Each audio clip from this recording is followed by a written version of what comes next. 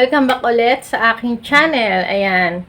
Lagi na lang. Welcome na welcome kayo sa channel ko, guys. Ayan, kayong lahat. So, nagpapasalamat ako sa lahat na sumuporta nga pala sa aking channel. Taos puso ako nagpapasalamat sa inyong lahat, guys. Ayan. So, tulungan lang tayo dito sa YouTube. Hindi mo tayo magka-ano-ano. Ayan. Walang ibang tutulong or magpapaangat sa atin, kundi tayo rin lang ng mga small YouTubers. Ayan, tulungan lang tayo, guys. So, maraming salamat again sa mga nag-subscribe sa channel ko. Ayan, guys. So, ito, maraming salamat. So, ayan, ito na nga, guys, ang topic natin. Paano nga ba mag-upload ng mahabang video sa Facebook page natin? Kayo ba'y nahihirapan mag-upload ng mga video nyo sa Facebook page ninyo kung ang haba nito ay umaabot ng 8 minutes pataas? So, nahihirapan kayo mag-upload. So, eto na, medyo natatagalan na naman tayo. Dito na tayo sa ating topic. So, bago tayo mag-umpisa, guys, ayan, bago ko sa inyo i-share kung ano nga ba or paano nga ba ang technique na ating gagawin para makapag-upload tayo sa ating Facebook page ng mahabang video, 8 minutes pataas. Ayan, guys. So, kung ikaw ay bago lang sa channel ko, huwag mo kalimutan mag-subscribe. Ayan. Syempre, like mo na rin. At hit the bell button para like ngayong updated sa tuwing mag-a-upload ako ng panibagong video kagaya nito. So, ayan guys, mag-uumpisa na tayo. Let's start. So, ayan guys, unahin nating hanapin ang Chrome. Ayan guys, dyan tayo magla-login. Ayan. So, ako guys ay nagki-clear data muna bago ko gamitin tong si Chrome. Ayan, depende siguro sa inyo, pero ako sanay na mag-clear data. So, pipindutin lang natin tong use without an account. Basta makaka-open kayo guys ng inyong Facebook account. Ayan. Basta malalagin natin yung ating Facebook account dito kay Google Chrome. Kahit anong browser guys, basta makaka-login kayo ng inyong Facebook account. So, pindutin ko lang tong use without an account, guys. Ayan. Then, bago natin siya i-login, guys, yung ating account, pindutin muna natin tong 3 dots sa kanan, guys, dito sa itaas. Tapos, pindutin ng desktop site. Ayan. So, isum-sum lang natin, guys, para makita natin. Ayan, sum lang natin ng ating mga daliri. Tapos, ilagay nyo, guys, yung number na ginamit nyo sa pag-create ng account nyo or email. Ayan, lagay nyo lang siya dyan, guys. So, akin ito. Ayan. Wait lang. Then, lagay natin ang password. Ilagay lang natin yung password ng ating mga account, guys. Ayan, lagay lang natin dyan. Then, para ma-check nyo kung tama yung itinype nyong password, pindutin lang yung eye icon sa gilid, guys, yung korting mata. Ayan. Then, pagkatapos, pwede nyo na siyang i-login. Ayan. Click lang natin ang login, guys. Then, dito sa kanan, guys, ayan, makikita nyo ang inyong Facebook page. Isi-switch lang natin siya sa ating page. So, akin ito. Ayan. Zoom nyo lang guys para makita nyo. Ayan. Then sa akin, pindutin natin tong switch now para mapunta tayo doon sa aking Facebook page. Ayan. Wait lang natin guys, mahina ang aking signal. Ayan, lagi na lang. Then swipe lang natin guys para makita natin. Ayan, swipe lang natin ng kaunti. Then, sa itaas guys, may korting bahay. Ayan, yung home. Pipindutin natin yan guys. Click lang natin yung korting bahay na yan. So, ayan guys. So, i-down lang natin. Ayan, scroll lang natin ng konti. Then, ito guys na photo, video na nakalagay. Ayan guys, pasensya na kung medyo magulo kasi cellphone lang ang gamit natin.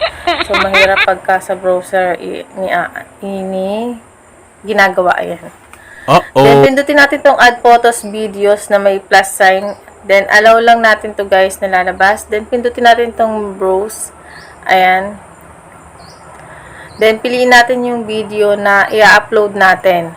So, piliin ko lang yung sa aking video. Ayan.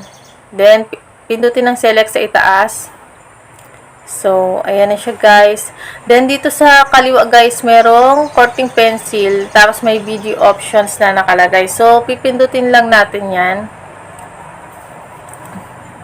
Ayan. Then, swipe lang natin, guys. Ayan. May video title na nakalagay. So, ilalagay lang natin ang title ng ating video. Ayan. Lagay lang natin yung title ng video natin dito, guys. So, ang title ng video ko ay paano mag-mute, ayan, sa conversation or GC ni Facebook Messenger. So, ayan guys, ang title ng video ko na i-upload sa Facebook. Ayan, then kapag okay na siya guys, pindutin lang ang change thumbnail. Maglalagay na rin tayo ng thumbnail kasi maganda na may thumbnail tayo sa ating mga video. Ayan, kasi para maging clickable yung video natin. Ayan, para alam agad ng ating mga viewers kung ano yung nilalaman ng ating video.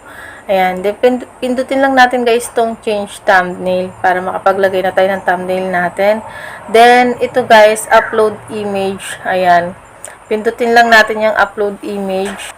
Ayan, click lang natin yan. Then, taas lang natin ng konti guys. Then, pindutin natin yan guys, upload image sa gitna na may katabing plus. Ayan, tapos pindutin ang browse. Ayan, pindutin lang natin yan guys. Tapos, piliin natin yung ating ginawang thumbnail. Siguraduhin na mayroon na kayong inedit na thumbnail guys na ginawa para sa inyong video. Ayan, so kung meron na.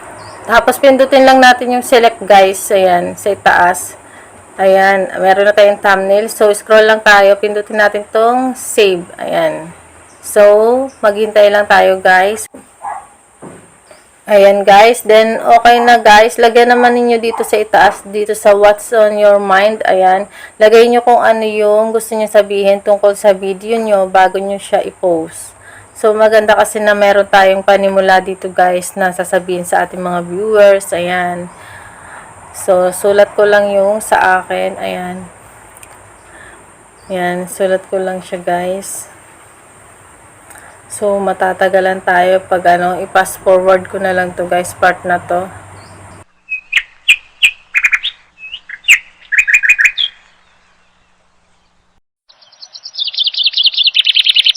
So, ayan guys, tapos na yung sa akin. So, kung okay na guys, pwede na natin siyang i-post. Pindutin lang yung post sa ibaba guys. Ayan, click lang natin yung post.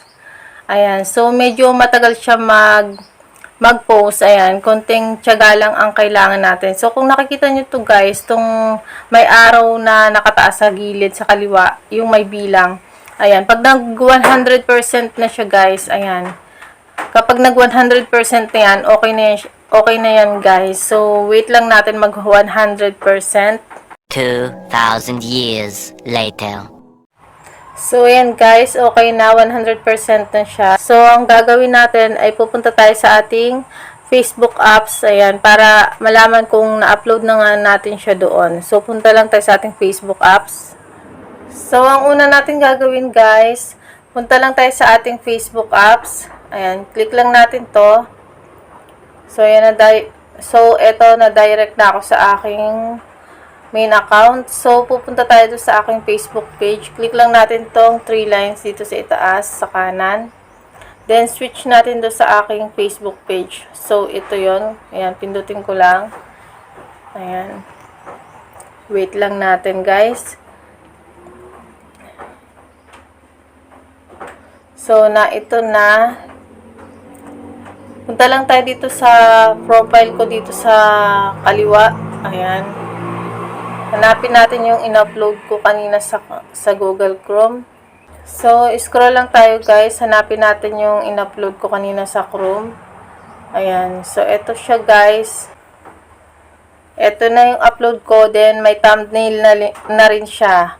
Ayan. So, ayan. Kung nakikita nyo guys, may thumbnail na rin siya. Then, yung guys, makikita ng ating mga viewers kapag bago nila i-click yung ating mga video. So, ayan, syempre may mga nakalagay dyan. Alam na nila kung saan topic yung i-click nilang video kapag gusto nila ang ganitong content. So, ayan lang guys. Sana nakatulong sa inyo ang video na to.